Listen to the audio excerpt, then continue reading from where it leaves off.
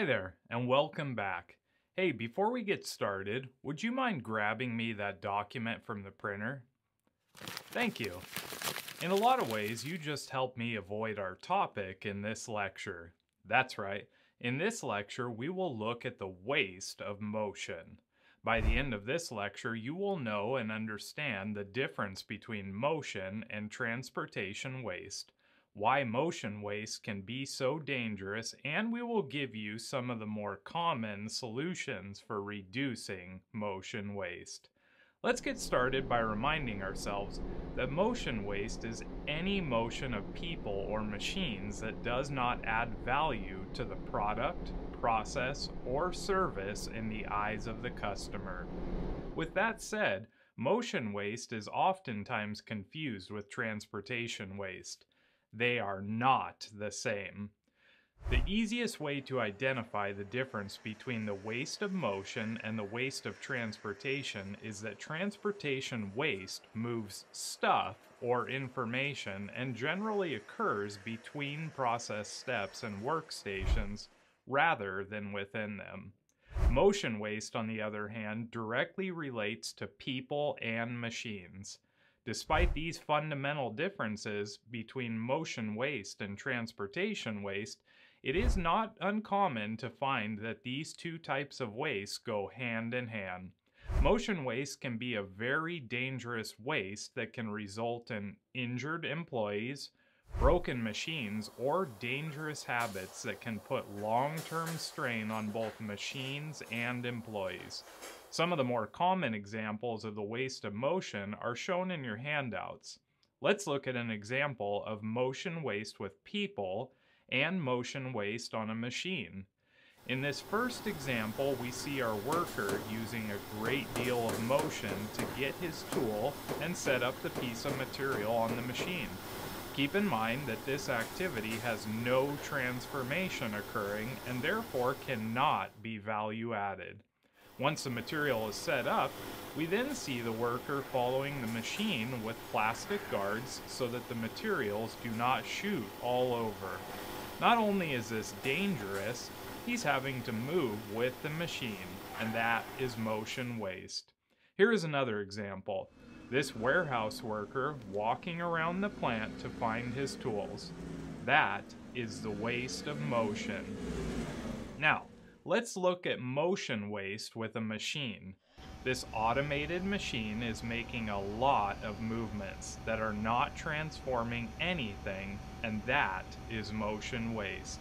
As an aside, this can many times be corrected by taking a look at software and/or rewriting outdated programming or code. While many of these examples sound familiar, understanding what creates motion waste is an important part in your journey to remove it.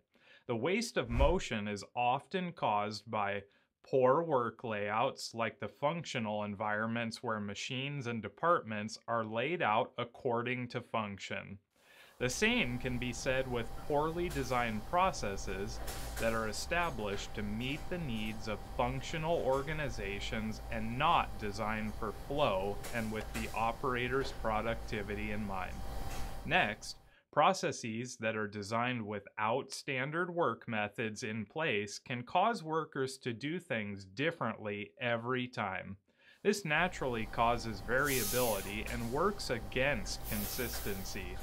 Another very common cause of the waste of motion is when ergonomics are not taken into consideration.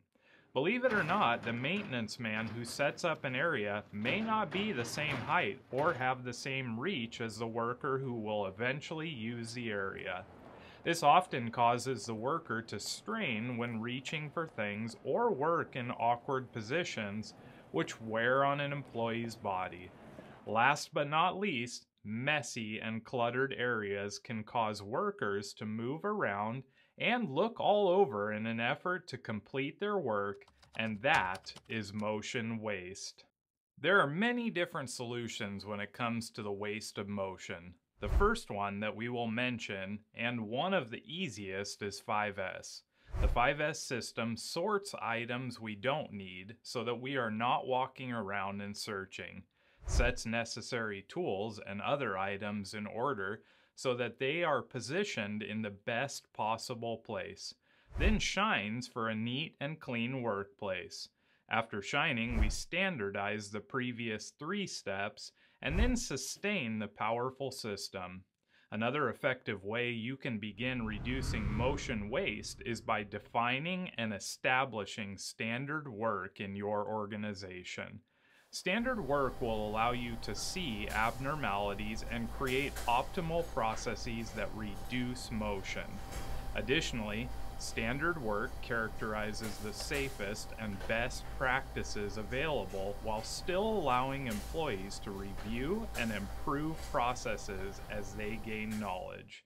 Another very important principle when it comes to creating safe and comfortable working environments is that you should always include the people at the Gemba.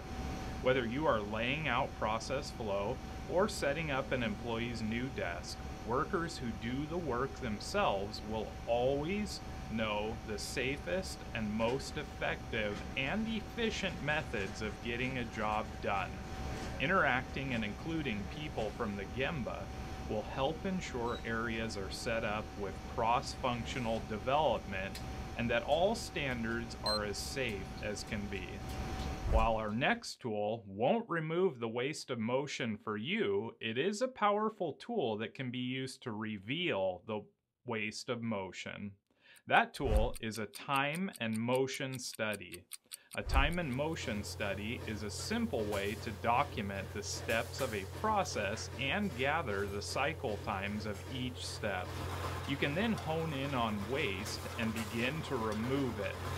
Time and motion studies are powerful, but if you want a quick view of the motion in a process, the spaghetti diagram can do that for you. Simply put, a spaghetti diagram is a tool used to track the amount of movement or distance traveled by a worker or materials. One last method of reducing motion is to use automation and robotics to your advantage. Technology can oftentimes assist in creating a safer, repeatable, and efficient environment. This, of course, should be your very last consideration when designing a process with minimal motion waste. If automation is not available, then design the process as though it is going to be automated. We've now looked through examples, common causes of motion waste, and some general solutions that you can consider. Keep in mind that one of the easiest and most inexpensive ways to reduce motion waste is to simply put items that are used frequently in a position that makes it easy for the item to be simple and effective to use. Now, let's keep things simple with a mnemonic that will help you reduce motion waste. We'll call it MOTION. It stands for Make 5S a Priority. Only keep what you need, touch or keep items you use at the point of use, improve daily, or make one very simple improvement a day. Operate with simple standards in place and normalize everything you can so that gaps can be closed. Now, if you just focus on making 5S a priority, improving daily, and simplifying or reducing the number of steps and movements you make, you will make a significant impact on motion waste.